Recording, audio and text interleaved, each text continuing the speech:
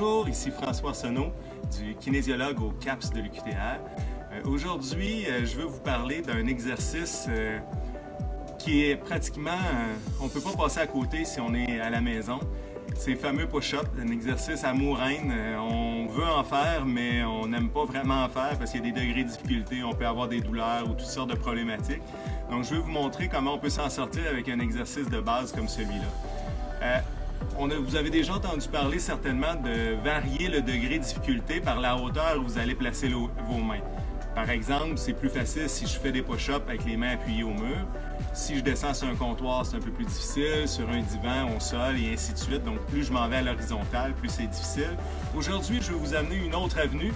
Vous servez d'un ballon, ça pourrait être des coussins, ça pourrait être différents matériels.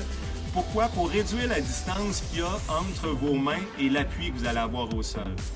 Si je place mon ballon en haut de mes cuisses, ou en haut de mes genoux plutôt, et que je fais le push-up, le degré de difficulté ou le poids que je vais avoir à lever, c'est la distance entre mes mains et cet appui-là que je vais avoir au sol, contrairement à si je suis appuyé au pied ou si je suis appuyé sur les genoux. Ça me permet d'avoir un angle qui est intéressant, puis ça me permet d'engager les abdominaux un petit peu plus avec un ballon, avec une stabilité que j'ai à aller chercher comme ça. Donc, façon différente de varier la difficulté. Je veux parler également technique avec vous par rapport à cet exercice-là. Beaucoup de gens se plaignent de problématiques aux épaules et c'est la façon dont vous placez vos mains par rapport à vos épaules qui peut occasionner ce genre de douleur-là. Il faut avoir les mains en dessous des épaules. Pourquoi? Pour que le bout des doigts soit aligné avec le nez ou la bouche à cet environ-là pour pouvoir descendre et remonter et avoir un alignement avec le nez ou la bouche dans cette direction-là. Si mes mains sont avancées un petit peu trop loin pour faire le push-up, j'ai une rotation au niveau de l'épaule qui va amener une instabilité dans mon épaule et si j'ai certaines petites problématiques dans l'épaule, ça peut être amplifié et on peut augmenter la douleur de cette façon-là. Autre défaut par rapport à l'épaule, quand les gens font les push-ups, ils montent les épaules vers les oreilles. Donc, dégagez vos épaules vers le bas, ce qui va faire en sorte que votre muscle et votre épaule, votre articulation va être beaucoup plus stable.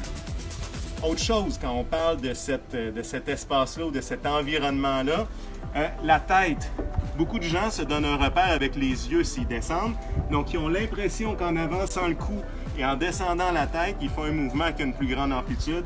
Dites-vous toujours, au niveau postural, la tête reste alignée avec le corps et on monte. Et des abdominaux engagés, des abdominaux qui sont bien contractés.